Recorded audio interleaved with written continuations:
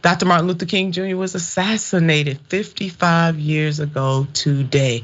And it's important for us to pause on this day to reflect on that which happened to the Reverend Dr. Martin Luther King Jr., to his wife, Mrs. Coretta Scott King, and to the entire King family, and then the greater society, both here in the United States of America and all around the world. 55 years ago is really not that long ago on the continuum of history. It is almost as if it happened yesterday. And there are many of folks walking this earth today who were in the thick of that at that time, or who were just little children at that time or barely born. But here we are. We're gonna put up this tweet from my stunt double 55 years ago today. Reverend Dr. Martin Luther King Jr. was murdered in Memphis. In his last days, he reminded us that poverty was also a civil rights issue.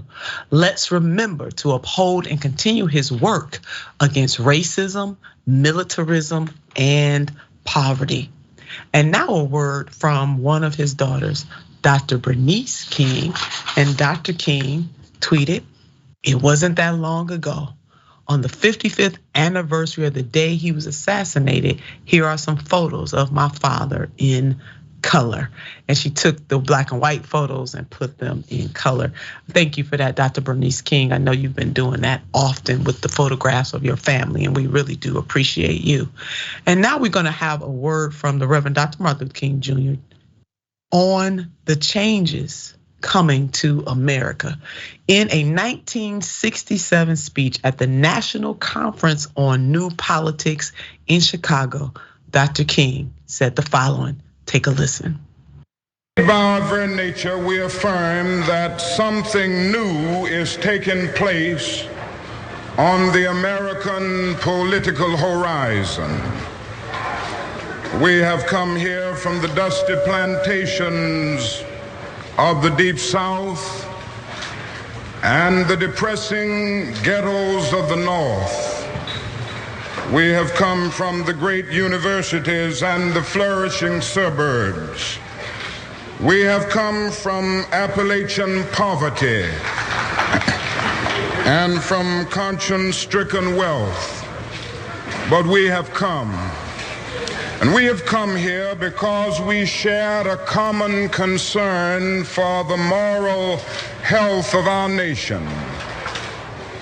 We have come because our eyes have seen through the superficial glory and glitter of our society and observed the coming of judgment. Wow. And it really is as if the Reverend Dr. Martin Luther King Jr. is speaking to us on this particular day, in this particular moment. We are here because of a common concern for the moral health of our nation. Bennie, I mean, I get chills up and down my spine every time. I mean, the Reverend Dr. Martin Luther King Jr. is certainly one of the most eloquent orators. But besides his oratory, he often knew how to cut to the heart of the matter. And even in what we were listening to, he brought in all aspects of society. He talked about urban areas, he talked about rural areas, he talked about poverty, he talked about wealth, and he talked about the fact that this country indeed is going to be judged basically for her sins. Your thoughts? Yeah, most definitely. I mean, there's so many layers to it. And like, that's kind of like really at the heart of it, is that there are so many layers to it. And one of the things that Martin Luther King really emphasized continuously, because, I mean, Martin Luther King has to be one of the like most misquoted people in history, right? Because you have people from all ends of the political spectrum that want to like warp his language in one way or another, right? You have some people who say like, oh, it was just about class and it wasn't about race at all. Or you have some people that say like, oh, Martin Luther King wanted a colorblind society, all these things. But the reality is, and the reality always has been, is that the message is that there are many layers to oppression in society, and that these oppressive systems, they build on each other, right? The white supremacist system that we have like perfectly pairs with the capitalist system that we have of exploitation. And fundamentally, you can try to solve one of these problems without dealing with the other problem. But if you don't tackle both of them, then you're gonna find yourself in a terrible situation, because like so long as there are people that are afraid of having a racist employer, Well, that means that both the dynamics of capitalism and the dynamics of racism are going to be in play in that moment. And that's one of those things where I think more people need to be like understanding of the simple fact that these are moral burdens on our society. The inequalities that exist in our society are moral burdens that quite literally erode like our humanity, right? Like we were talking earlier in the show about how like the whole notion of default perspectives, it quite literally is intended to eat away at your brain's ability to empathize with other people. And that fundamentally tears at the fabric of society. And so we fundamentally, in order to sort of move forward as a country, we need to address all of these problems at the same time and recognize that they are fundamentally linked with each other. Yeah, that's absolutely right, Benny. And we're gonna play a little more of what Dr. King had to say in 1967, again in his 1967 speech at the National Conference on New Politics in Chicago. Dr. King also talked about the inaction of the Congress of that time, and it is, baby, definitely as if he is speaking today to deal with poverty in the Black community. Take a listen. The collision course is set. The people cry for freedom, and the Congress attempts to legislate repression.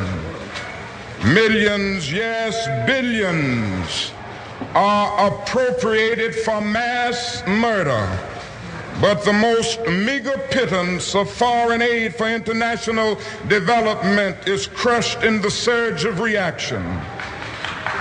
Unemployment rages at a major depression level in the Black ghettos. But the bipartisan response is an anti-riot bill rather than a serious poverty program.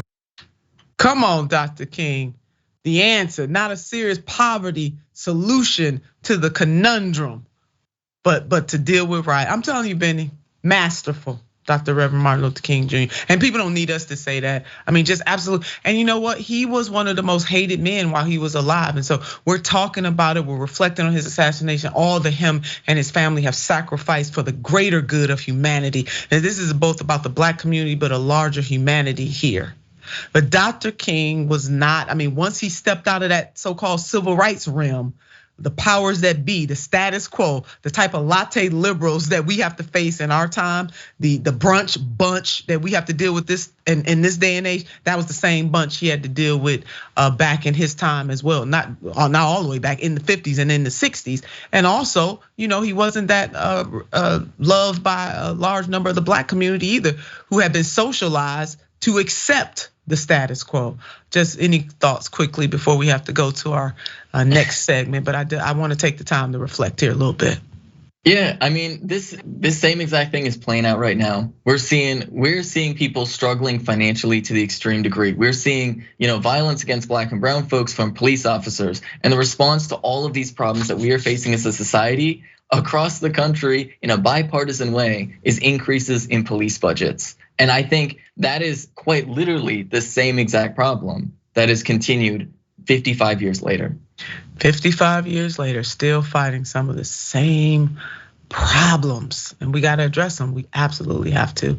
So to the King family, we just salute you and lift you. This entire nation, the Black community in particular, but this entire nation in general in the world owe you a great deal of gratitude. To the Reverend Dr. Martin Luther King Jr. and Mrs. Coretta Scott King. Even though they are in the ancestral plane, their spirits and their courage still guide us to this day. Thank you.